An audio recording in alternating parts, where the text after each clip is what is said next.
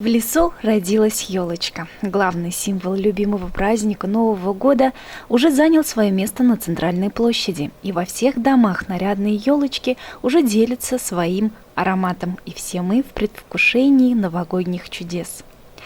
Так где же на самом деле рождаются эти пушистые красавицы? Об этом нам рассказал Венер Якупов, молодой предприниматель, директор общества с ограниченной ответственностью «Карагай» имени Якупа. В прямом смысле новорожденные елки сейчас мирно спят под снегом. На небольшом участке засеяно порядка 1 миллиона сеянцев ели. Здесь у нас маточная плантация тополя пирамидального. Мы их весной будем черенковать, также создавать школы. Школа именно пирамидального тополя.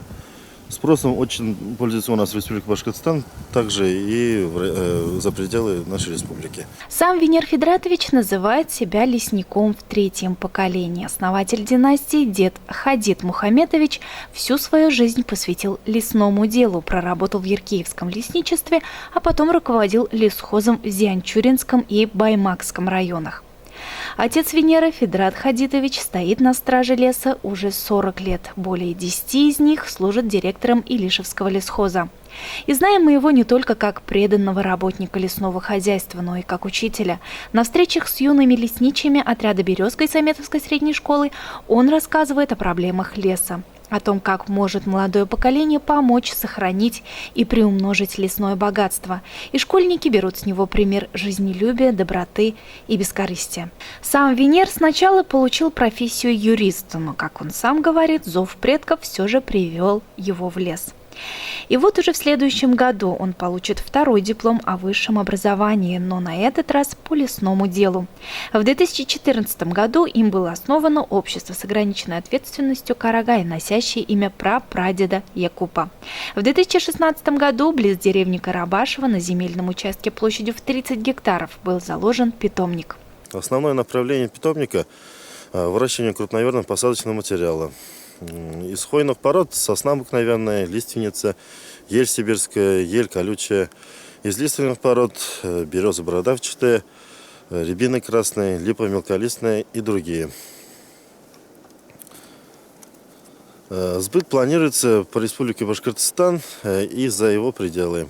В 2019 году была отправлена первая партия крупноверных саженцев в пределах 1000 штук.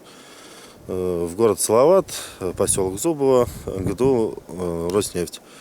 В течение 5 лет количество крупноверного посадочного материала планируем довести до 30 тысяч штук, тем самым создать дополнительные рабочие места.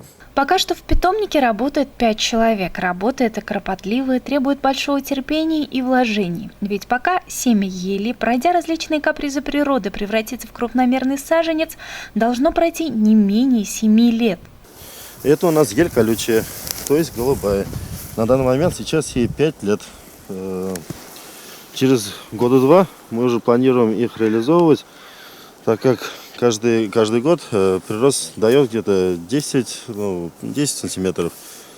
Вот, площадь, получается, у нас посадки занимает здесь 10 гектаров.